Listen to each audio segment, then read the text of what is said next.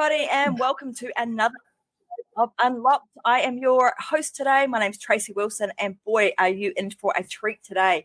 I have got a super special guest with me, the one and only Wendi Schenkel, who decided to join me today to share all of her secrets about how to sell to women.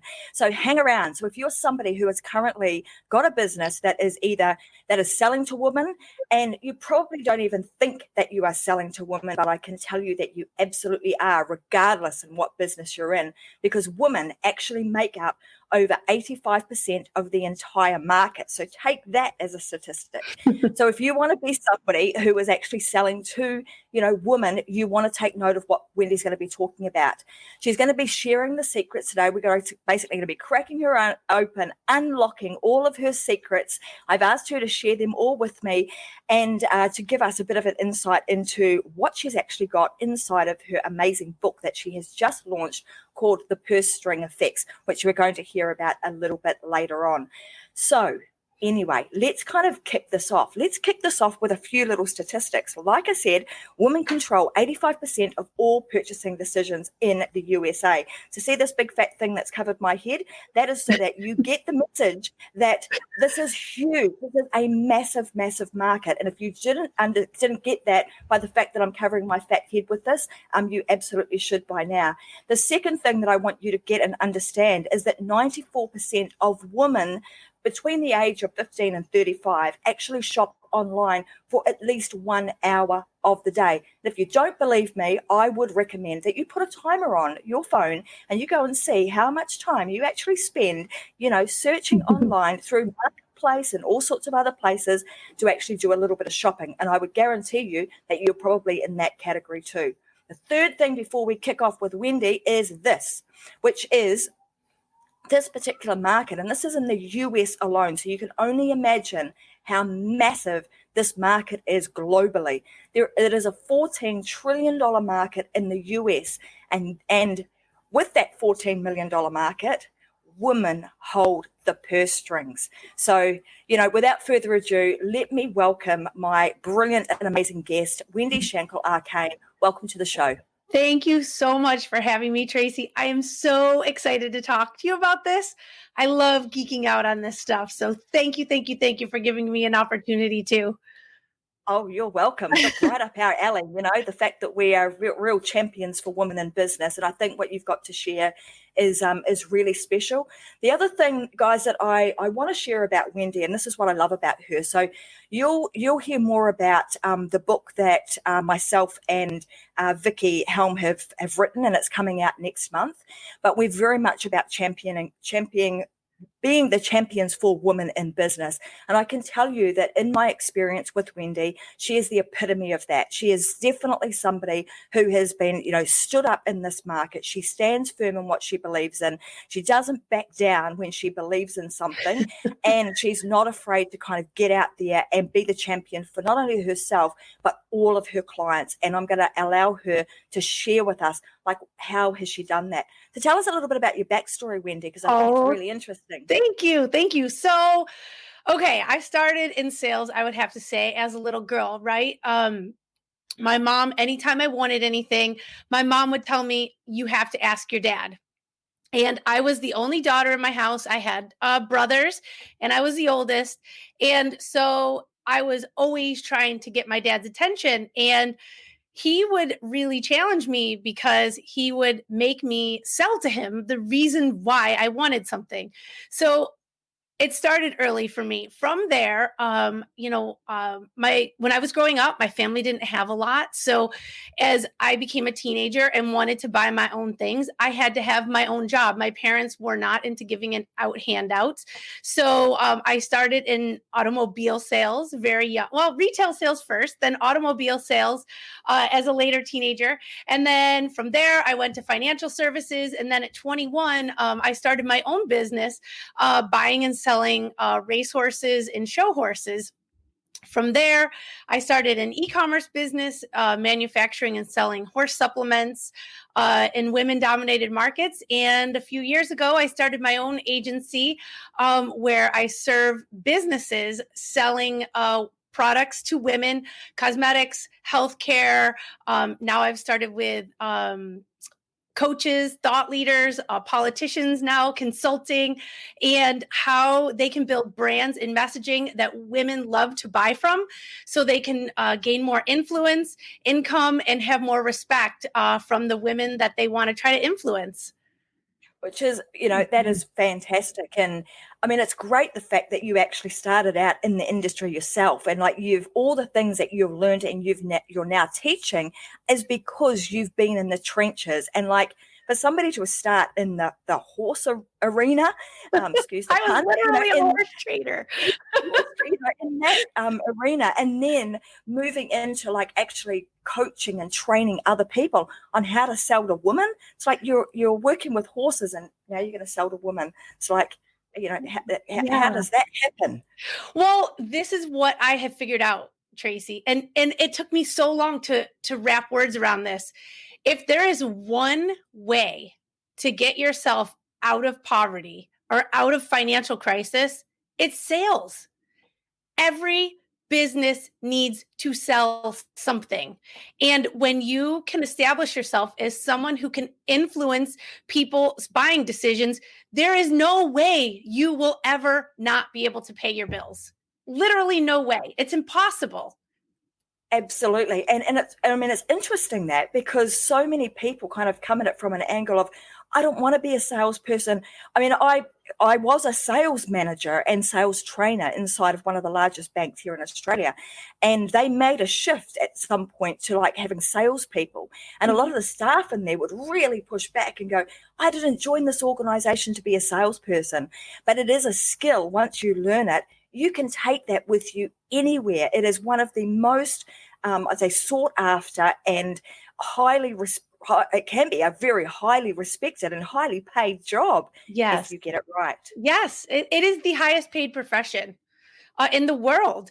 And, I can completely understand why people are repulsed by sales, because the way that it's been taught for so many years, well, at least.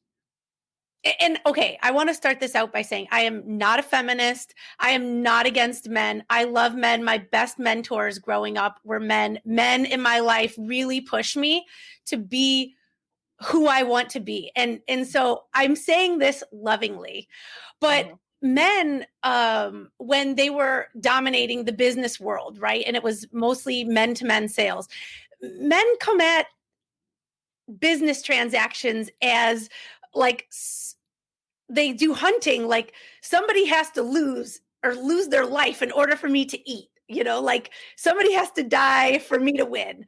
And women do things so much differently because we're so much more collaborative and we're seeking win-wins and we're nurturing. So to me, women are much more natural at sales because when we are aligned with a product or a service or a brand that we believe in, and we believe in the company that we're working for or with, and the ethics and the values to which they do business, it's really easy for us to want to refer our friends and make a community of it. Whereas if you were looking at sales from a man's perspective, maybe male thinking, it was, somebody had to lose in order for you to win. It was competitive. It was pressure. It was talking people into things that maybe they didn't want to do, like some of the NLP stuff that some people think is really unethical, over promising and under delivering, or vaporizing, closing your business, filing bankruptcy. Like if you're not selling something you believe in for people you believe in, it does make sales very, very challenging. And I can see why people would feel out of integrity asking people to surrender something as sacred as money for something that they don't believe in. So if you want to be good at sales, it's really important to find the product, the service, the company that you are aligned with their values, not their valor. Yes, It's two different things. Absolutely. And that is so important, because if you are not in alignment with that, it comes out in everything that you do. It's the fact you wake up in the morning, you go somewhere that you don't enjoy, you're around people that you don't enjoy being with. And then when you're trying to sell something, you're then coming across as very salesy, pushy, desperate, and and you reek of it, and it just doesn't come off natural. So let's talk about, I know, like in your book, so, and like I said, we'll share where people can get a copy of this book a little bit later, but inside of your book, you talk about the 7 subconscious reasons that women don't buy. And I think these are super important, because when you can understand like those subconscious reasons that women don't buy, it allows you to then understand what they are and do something about it. So how about we sort of crack open some of those and start talking about them? So I'll kind of run through, 1 to 7, and then I'll let you elaborate on each of them. How about that? Okay, sounds great. All right, let's do it. So subconscious reason number 1 is this: the fact that your audience doesn't understand your product or service. Tell us more. Okay, so that is the number 1 reason why we have found in my agency and in years of selling too. It boils down to these 7 things. And the first one is product descriptions are not written in a context that women can understand.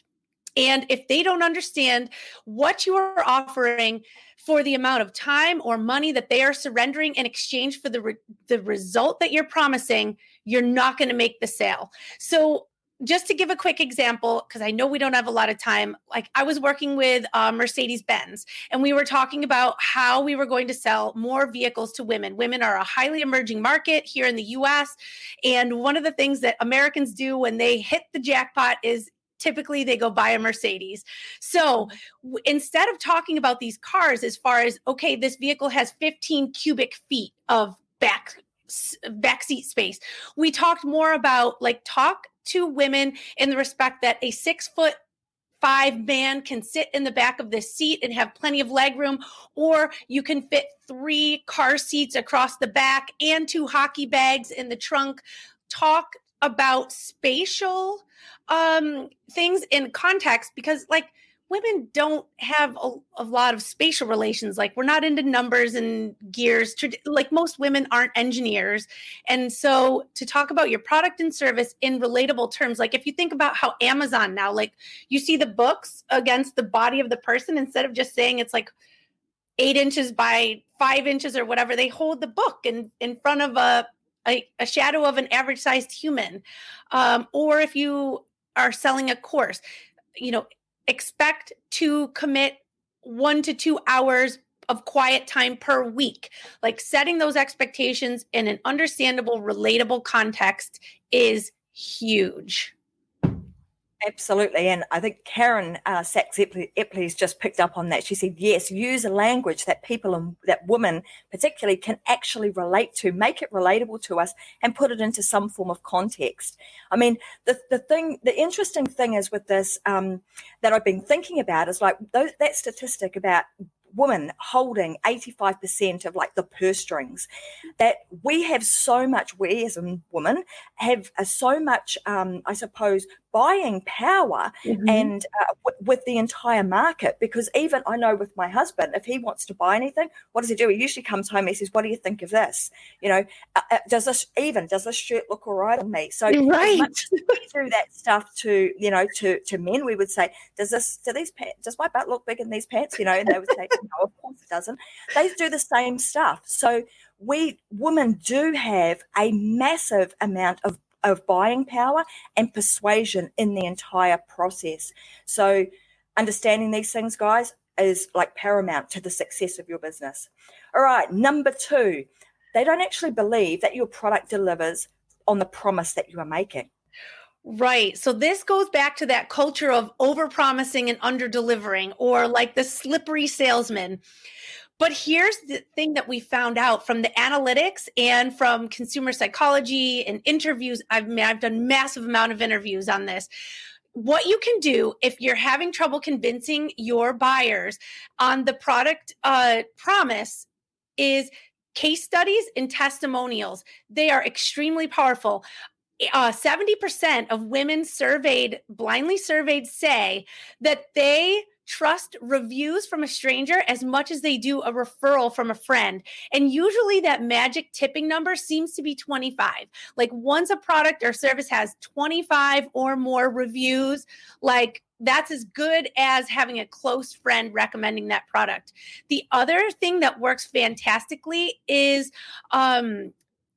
customer generated stories where you're talking about your product or service in your customer's hands and a case study that demonstrates how they've adopted your product or service into their life in their transformation story. Those are very relatable, and women love stories that go with products, especially when they can see themselves as that character, and can relate to the person in your case study. I mean, I know we've only covered a couple of things, but I'm seeing a theme here. It's like relatable, right? It's like making sure that whatever it is that we're doing, that we're allowing the buyer, the woman buyer, to actually see themselves using the product and seeing, Yes. those transformational stories actually be related to them and what it would mean. Mm-hmm. Yeah. Okay. The next one is and this is a biggie, because I'm going to say this is even a she myth. This is, they don't believe that they deserve the result that your product sells. That is like mine, right? Tracy, when I read the early edition, the galley copy that you sent me of your book, The She Myth That You Have Coming, that book completely encompasses subconscious reason number 3. And when I sent out my surveys to do the research to write the purse strings effect, this was, believe it or not, the number 1 reason, the unspoken reason why women don't buy. And that is, they don't feel that they deserve the result that your product promises. So this, I was so dumbfounded, and I say this to men and they're like scratching their heads like, how could this be? So it doesn't seem to be something that they're really consciously aware of. But if you sit down with women, especially quietly in a non-judgmental space, and kind of work through that mindset work, like especially if it's something that's transformational, personal development, coaching, some kind of big investment that she might feel like she's taking money from the family budget, if it's a gym membership, I have to put my kids in daycare and maybe that's not fair. And do I deserve to take this time away from my family with this role and assignment that I've given myself as a mother, wife, partner, what have you?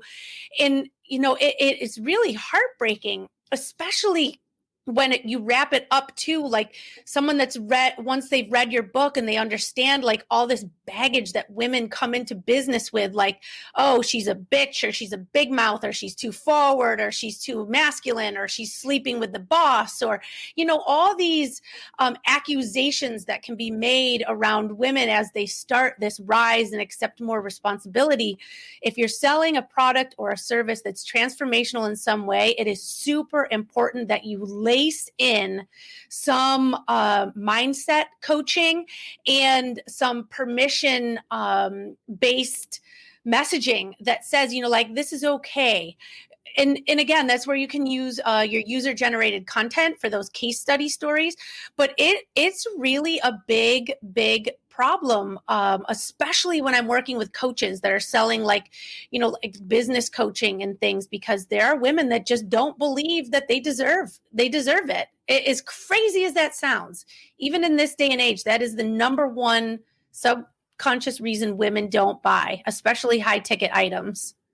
I want to go over here because we've actually, as we're talking, we've got comments and questions coming through. So The show is very interactive. So we're just going to go over here. I've got one here. Why do women embrace certain brands, leaders, and relationships? Oh, and I think we're going to cover that very shortly. Actually, yes, that's covered off in one. So hang tight for you, because Wendi will get to that, and we will be covering that very, very shortly. So thank you. Great question. So, I mean, it blows my mind but it is super, super important. Like the things that you're talking about in terms of like helping women with their mindset, giving them some coaching, like building I'm going to call it a sisterhood of putting our arms around them, letting them know that it's okay. We all feel that way. They're not alone, is really important in the process, because as much as, that's not something that is spoken about a lot. We don't think that is real. We think that often it is a she myth, and it is very much real, and it is something that we can get over and move forward with, so that women have a the opportunity to really stand up and stand out in whatever market, whether they're the person who's just purchasing something from home, or whether they actually want to stand up and sell their product and or service. Yes. Thank you for that, because I think that's huge. Okay, the next one is, they believe, falsely or in reality, that your product requires additional resources in order for them to have success with it. Right. So I call this the famous batteries not included. So nothing kills the party like batteries not included. And some example, it's kind of easier to explain this one in examples. Like, for instance, if you're selling some kind of software or website builder, this might be where you'll see a website company offer like a script writer, because someone might say, well, I might get this thing, but what if I don't know what words to put on the page? Or what if I don't know what images to use? Or, what if I buy this product, and do I need to get this extended warranty, or does it come with one? Or if I get this set of knives, like, do I need some kind of protective thing to keep them in so that the kids don't cut their fingers on them? Or does this product need like a sewing machine? Do I have to go like buy all the thread now? Like, selling things in bundles, an all-inclusive bundle, seems to be much more attractive to women, especially if it's something like face washes, having like systems for, this is what you do first, to step 1, step 2, step 3. And you see this like now a lot with like skincare products, hair shampoos and things are doing this a lot now. Like they have the shampoo, the detox, the rinse, the after treatment. Like, it's everything together in a system so that you are certain that you have success. So I call them success enhancers. And that might be where you will include these kinds of things like in your offer stack. Like if your audience is familiar with that terminology, like these are all the things that we are going to add on as like bonuses, if you will, to make sure that if you make this initial purchase, we are going to add in all these extra success enhancers to make sure you have everything you need and add in everything you can think of there. Even if you think it's not important, mention it. Absolutely. Just on that note, guys, with what Wendi is talking about, that was actually an episode I did. I think if I remember correctly, it was episode number 8. Go find it, because I talk about the eight questions you must answer for yourself before you start any business. The things that Wendi has just shared in that particular, subconscious reason number 4 will actually also help you to build out a really, really valuable offer and desirable. So it will make you stand out from your competitors. So really take note of that, because it is very important, and it will really be the differentiator between you and one of your competitors. Thanks, Wendi. All right, the next one is this. We've got a question that's come up here, and I want to go to it because I think this is important. Okay, so we've got a question from the audience. It says, so from a guy, how do men most commonly and unintentionally put their foot in their mouths when writing copy to or for women customers? Great question. Not sure who that is, but thank you, Facebook. That is a great question. Okay, so the mistake that I see men making most often is when they suggest that they're going to start some kind of conflict, like I'm going to kick somebody's butt, or I'm going to force somebody into this, or I'm going to, some kind of conflict. So women are biologically wired to want peace and safety. And there's a reason for this. Women are most often, well, maybe not today, but traditionally and historically, caring for children. And so as being the keepers of the children, they are biologically wired to want harmony and safety and not have conflict because it would be harmful to the children. So when I see men writing copy that's combative or suggestive of some kind of altercation, that usually is a real turnoff. So that is usually the biggest mistake, that pushy, that aggressive, that rah, raise your voice kind of thing. That doesn't really resonate well with women. Yeah. Right. I mean, guys really like that kind of stuff, and maybe women do it when they're in groups, but subconsciously, typically that is a turnoff. Wow. Okay. So that question actually came through from Kevin Tracy. So thank you for that, Kevin. All right. The next one is they don't trust the company that's selling the product. Ooh, the no like trust factor. Yeah, this one happens a lot. So we kind of talked about this when we first started out, right? And what it feels like to sell things that you don't feel like you're in integrity with. And it is really important that you align yourself with companies that you believe in. And women these days, you cannot hide bad actors anymore. There's Yelp reviews, there's the Better Business Bureau, there's, I want to be careful because this is a client. I don't want to spoil their privacy, but we had a client that engaged us. They were having declining sales. And when we get a new client in, we do a really deep dive audit into anything we can find on the internet about their brand, good, bad, ugly, indifferent, anything. And they couldn't understand why this one product wasn't selling. They're telling me they have great reviews, the company this, the company that. Well, we ended up finding a 7-minute video on YouTube of this woman ranting about this rotten experience that she had had with customer service. She had a complaint that wasn't being addressed in a way that she was satisfied with. It had hundreds of comments and 39,000 views. And the company didn't know about it, so they had never addressed it in any kind of way. And it was just turned into a witch hunt bandwagon of a slamming on this one particular product. And we had some reputation management and some cleaning up to do. Because, as much as you want to think that kind of stuff doesn't matter, if somebody doesn't know you and the first thing they see is negative, it doesn't matter if you're thinking that they're coming without judgment or not. They're jaded. So maybe they're not judging, but they're jaded. So it's important to maintain a clean brand reputation. And if you're working with a company and representing them, if you wouldn't want that reputation, don't represent the company.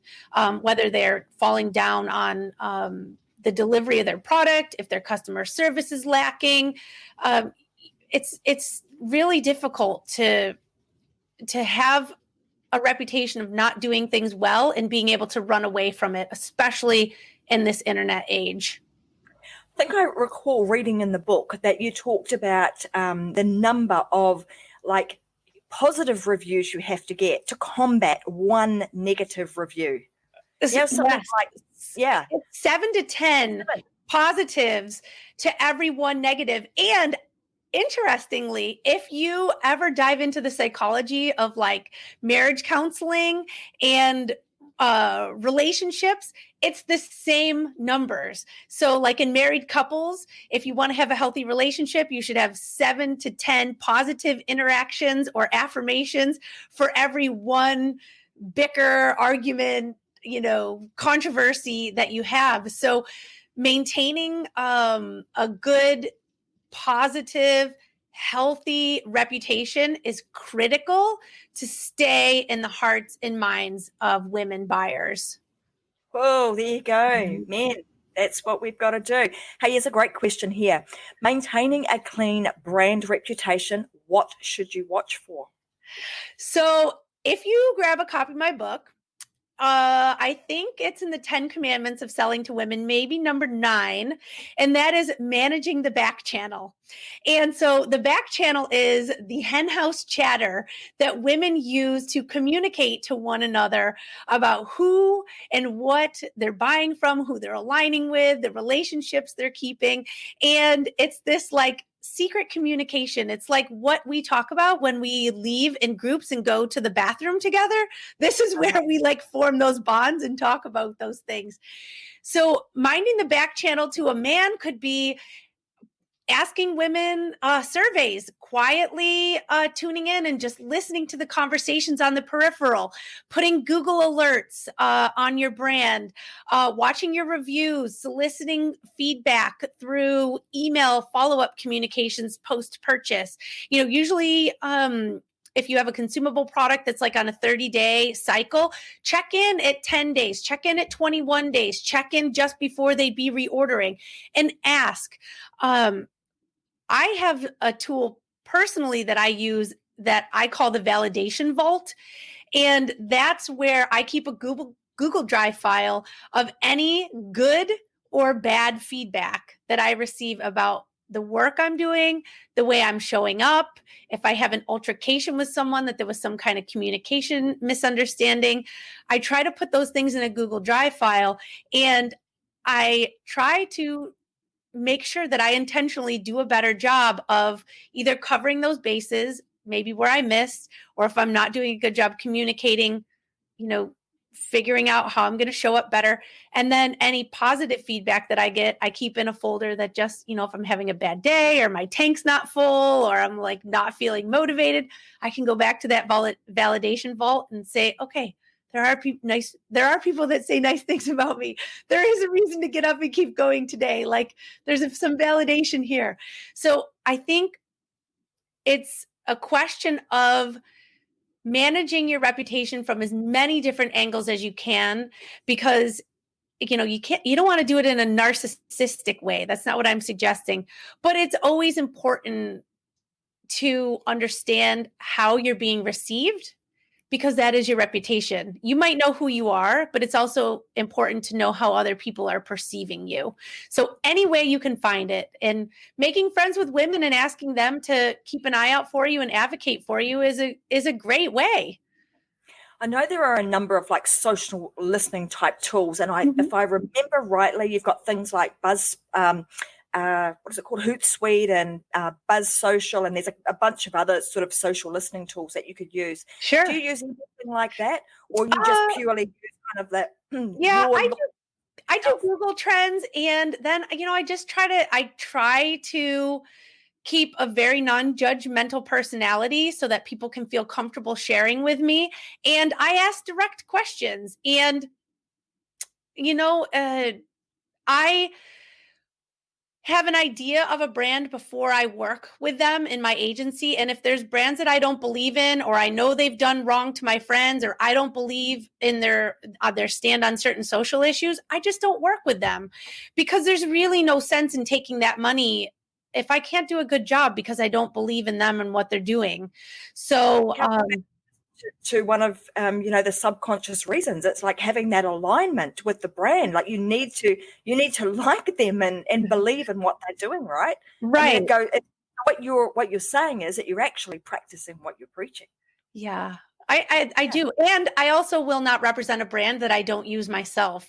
So part of the engagement with my agency is you have to send us your product ahead of time so that we can touch it, taste it, feel it, smell it, use it, make sure it delivers on what the label says. And there are a lot of people in the industry, service providers, that if I know that in the future I want to recommend them, I will hire them, or I will give them a small project to do so that I can see how responsive they are. I can make sure that they're communicating well. I can, have them to my house or take them to dinner, or let's go out for drinks and get to know them so that I know what to expect if I refer them on to somebody. So, over the last 3 or 4 years or so in this digital marketing space, there have been many people that I've known peripherally that I've sent something to, said, could you do me this favor? Will you do this little thing? And I've kept track of how did that go? Because now I know who I can trust to refer when I get a client that my reputation's on the line. And I guess if you're trying to look out for your reputation, the best thing to do is to start establishing one, start doing these projects, over delivering, checking in, following up, and Googling, your name, watching YouTube, making sure that the people that you're hanging around with, they're not getting accused of rotten, awful things. And, if they are, then maybe you have to make some choices as far as how you want to represent yourself professionally. So my next question along that vein is, when you're a busy business owner, who should you entrust to do that job? Should that be you, or should you delegate that? Watching your reputation? I ask anybody and everyone, if there's anything you think I need to know, please tell me. And I Google sometimes myself. I check in. I know when I've fallen down and maybe need to do a better job of cleaning up a mess that I've made. But I do have someone in my office that watches out for me as well. And you can't fix all of it. You can't please everyone, of course, but having good intentions and setting out to do a good job and working hard and being responsible, you can't fix everything, obviously, and you can't please everybody, but it should be something that you set out with good intentions to make sure you're showing up well and adding value. I think integrity, someone just said, integrity is key, and being intentional with what you're doing and what you're about. And I think when you come at things from that perspective, generally, we all make mistakes from time to time, but in the main, that always sees you right. Sure. And I think we're going to talk about this one soon, right? What's coming next? What's coming next? All right. So next is, they want risk reversal or a bailout option.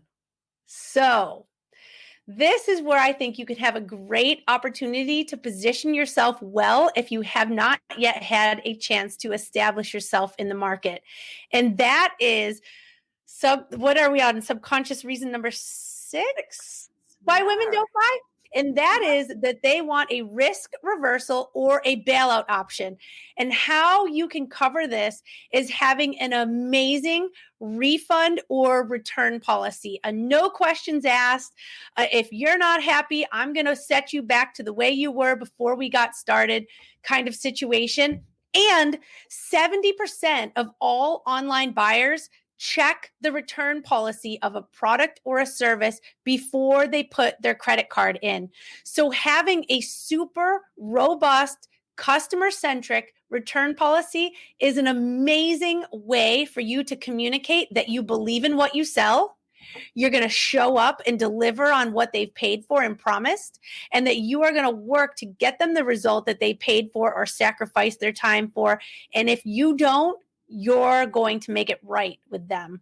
So this is an amazing way for you to demonstrate that you're there and you're there to be the champion for your client or customer by offering them a super robust return policy, a risk reversal bailout. Absolutely. Guys, if you haven't already recognized, but there is a little ticker ticking along the bottom of the screen. So if you haven't already done so, I would head on over, type in that link and go and purchase the Purse Strings Effects.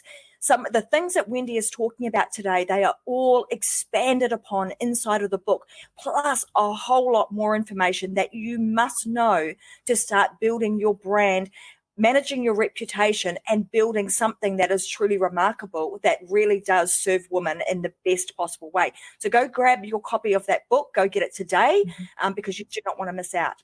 So let's roll on to number 7. So this is the last in the 7 subconscious reasons, and then we might wrap up with some of the other things that are in the book or whatever else you want to share with us. Okay. And we'll take some other from the audience, huh?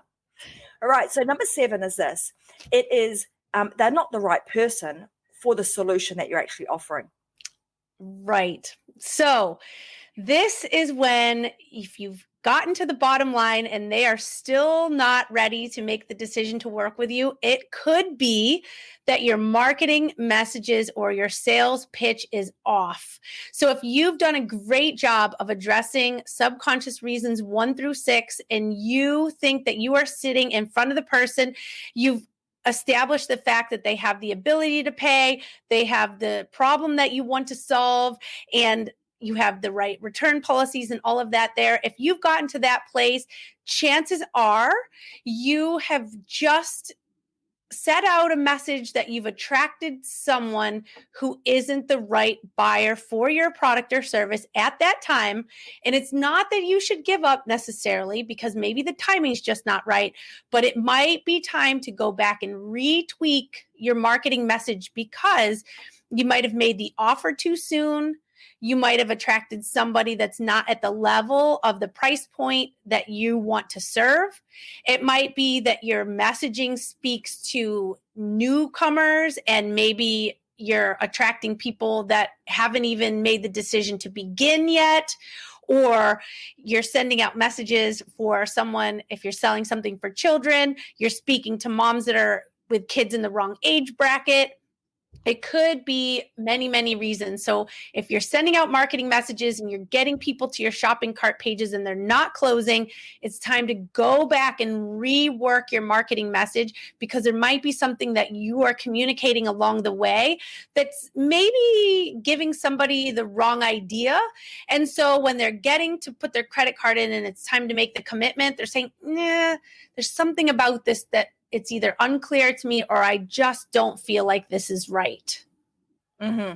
And, going back to your marketing message and really understanding, like, who is the audience that you are trying to attract and where are they at on their buyer's journey? Because you see that often, right, is that people are trying to sell something and they're attracting an audience that's either, far too premature or far more advanced than the product or the service that you're offering. And that often can be that making or breaking of the sale. Right. I've got a few things. By the way, we just got a message through to say, hey, I've just brought a copy of Wendi's book. Oh, so I'm sure thank you, Karen. Thank you. Karen is going to enjoy that book. It's a great read. I've read it several times, so I would highly recommend it if you are wanting to sell and you are wanting to create a brand that is going to be, really something special for women. So those were like the seven like subconscious reasons or obstacles that we need to really overcome when we're selling to women. There's a bunch more stuff in that book, like the 4 levels of brand attachment. There's also the 10 commandments. So, I don't want to give all the secrets away.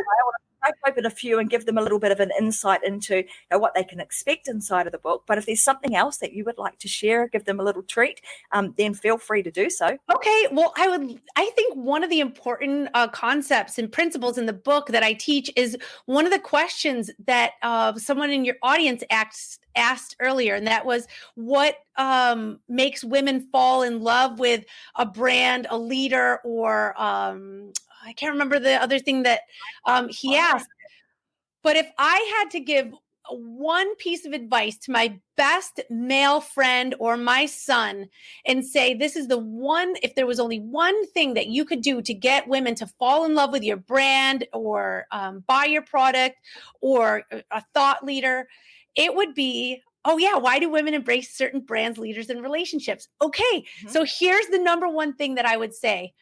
Women are looking for people they can trust and that will advocate for them.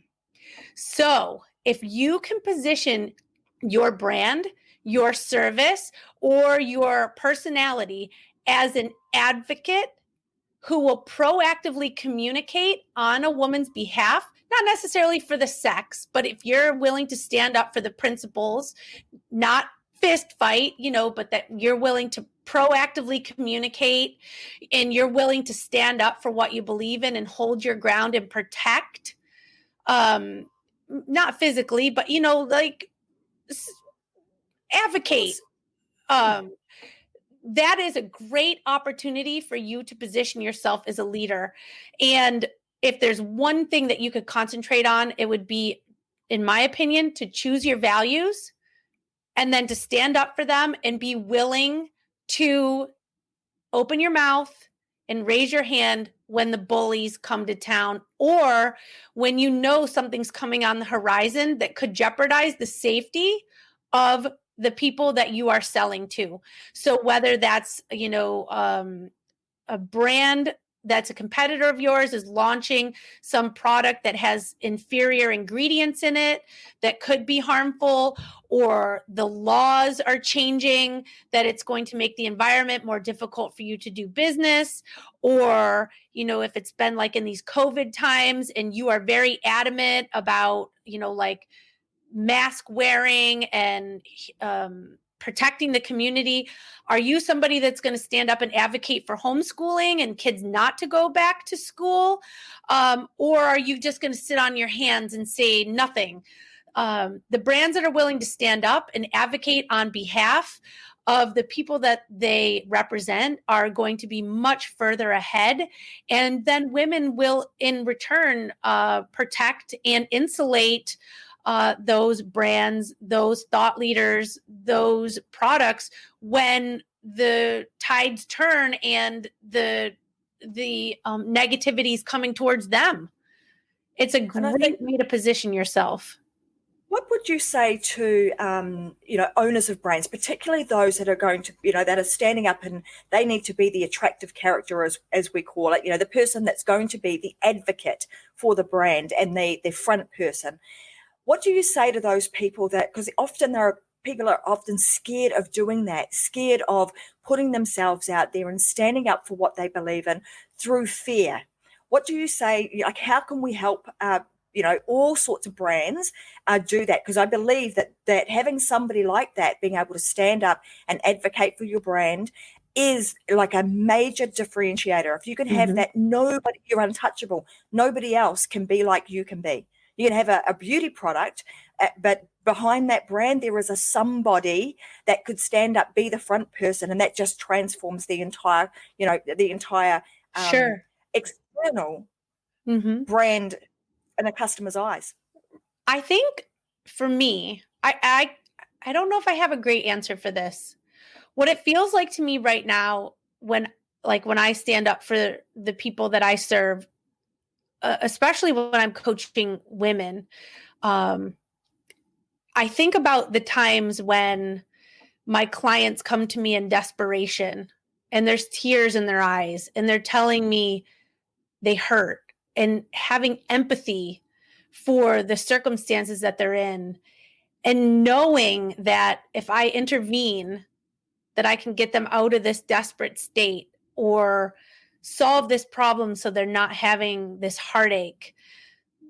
When you can position yourself as that person that you can alleviate someone else's pain, and you're willing to reach out your hand, even if you're not standing up to a bully, but you can just reach out and say, I know what it feels like to be embarrassed by, or I know what it feels like to be worried about, and I'm not going to let that happen anymore.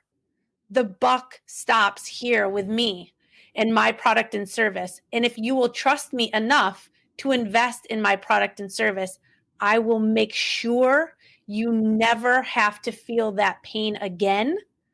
That, to me, is being an advocate for your client. And if they're not coming to you with that level of openness and honesty, it's difficult for you to serve at that deep of a level. So maybe you're still playing in that, low commodity service provider, kind of space. And that's tough to be in because people shop you. You can't get in real deep relationships with them. But when you get into a position when your brand is solving big problems for people that are really hurting and they're backed in a corner, you can make a big difference in the world.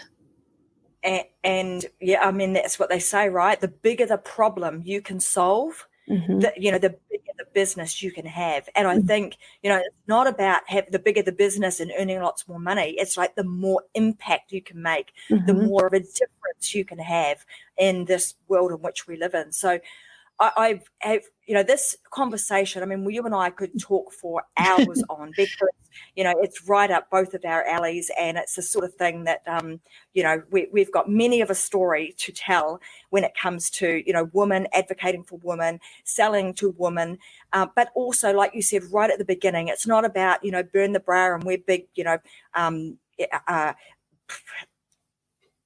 all about women, we absolutely love working with men too, because Yes. I honestly do. Like, it's about having that nice balance, right? So is there anything else before we sort of wrap this up that you want to share with our audience today? And also, where can they get more of Wendi Schenkel? Okay, where can they go to have, more of a in-depth conversation relationship with you? Oh, thank you.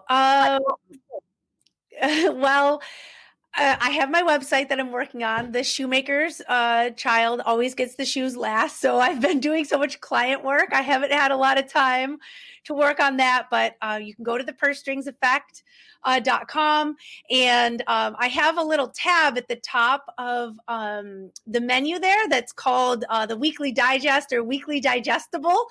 And there I have started writing some really in-depth, deep action items that I publish every week, that they're actually like the scripts and the inside like SOPs that I use in my agency when we want to onboard someone to help advocate for my brand and do the work that I've studied and published.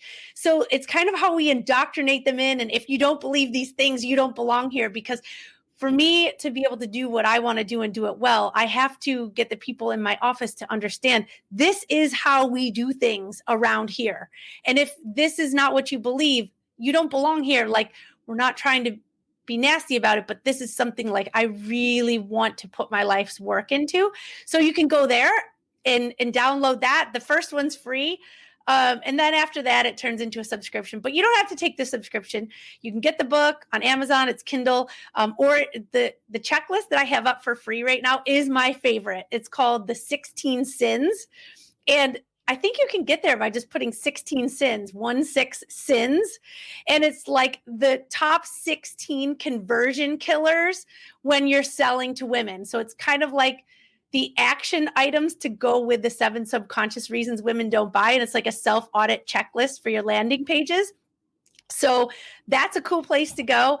And I'm doing a lot of these podcasts and interviews and hooking up with people like Tracy. And I'm working with another big brand right now that I'm not at liberty to talk about it yet, but there's going to be a show coming up that I'm really excited about. And yeah, I mean, I'm on social some. The next thing I want to talk about is I really want to talk about your book, Tracy, if that's okay, because I mean, I was just totally blown over by the raw honesty and the real world exposure that you gave to women's experience in business. And, when I wrote you, I sent you a little like personal note about how I felt about the book after I read the 187 pages or whatever. I sat down and I read it all at once. I just loved it so much. And like there's a part in the book where you go through like women get called all these names, and I'm like, I have been called every name in this book. And it really touched my heart that you took the time to write these stories, because this is, you really connected, because I was like, I remember those dark days, and to know that there's still women that are like trying to push through that, and like the different hats that we have to wear and the roles that we have to play and the family members that we have to advocate for. And then like, to know that there's someone like you that's advocating on their behalf. And like, my voice isn't cracking because I'm struggling with this anymore. I'm thinking about like, how could I reach the women like you did with your book, to say to them, like, even though you might not hear our voices, our souls are with you and our spirit is with you. And if you'll just stand up and show us who you are, we're going to grab you and pull you in, because we've been there too. And when we work together, we all win. And I really, really, really loved your book. You and Vicky did a fantastic job with it. And thank you so much for bringing it to the world. thank you so much for reading it firstly. Like, I'm extremely lucky to have worked with somebody as talented as Vicky Helm to have put that book together. And it's got a lot of, like you say, I can't wait for us to actually launch it and get it out to everybody, which is going to be in the next month. And you can get on the waiting list, actually, if you go to our metadimedigital.com co.com website, and you can jump on the waiting list so that we can make sure that you get a first copy of the book. But that book has been a long time coming. It's been it's been a work in progress for her and I over the last sort of 6 months, but it's stories that go back a long time. My story, which I've told some of my viewers about before, about being a young mum and just some of the challenges that you certainly go through and have to try and wade your way through with the tears on your pillow and worried about what people say and, oh my gosh, am I good enough? And all the things that go through our head as women, and being able to share those stories to say, it's okay.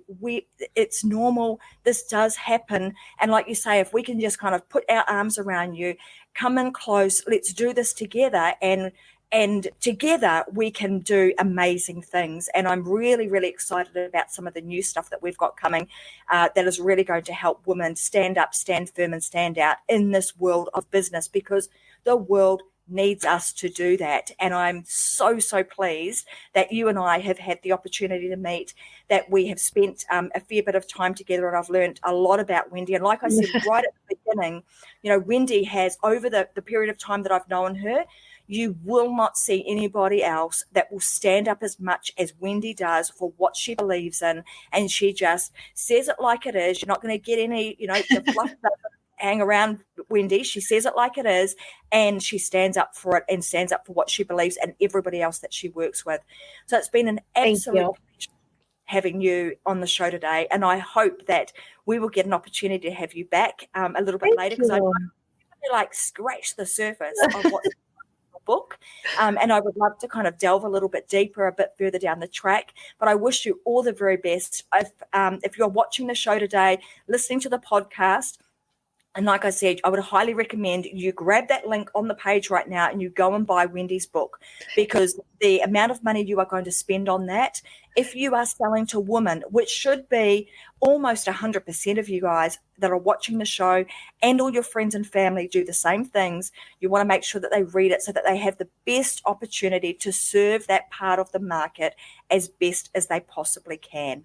So, like I said, you're watching the Unlock Show with Tracy Wilson. Currently, we are live inside of the Success Secrets for Business, Family, and Life inside of Facebook. So if you're not watching there right now, I would highly recommend you get on over to Facebook and find us there. Come and join us inside of that group. We have multiple shows running each day, talking about all sorts of things from business, family, and life perspective, how you build it, how you make it all work together, how you can have thrivability across all of those facets of your life. So thank you again, Wendi, for joining me. Like I said, I'm looking forward to having you back at some stage. Thanks very much, guys, for watching today. You've been watching Tracy Wilson on the Unlock Show with my beautiful guest, Wendi Schenkel Arcane. Thanks for joining me. I'll be back again my Friday, your Thursday if you're in the US, and we'll have something else that I'll cook up to share with you on the Unlock Show very, very soon. Have a great day, everyone. Bye.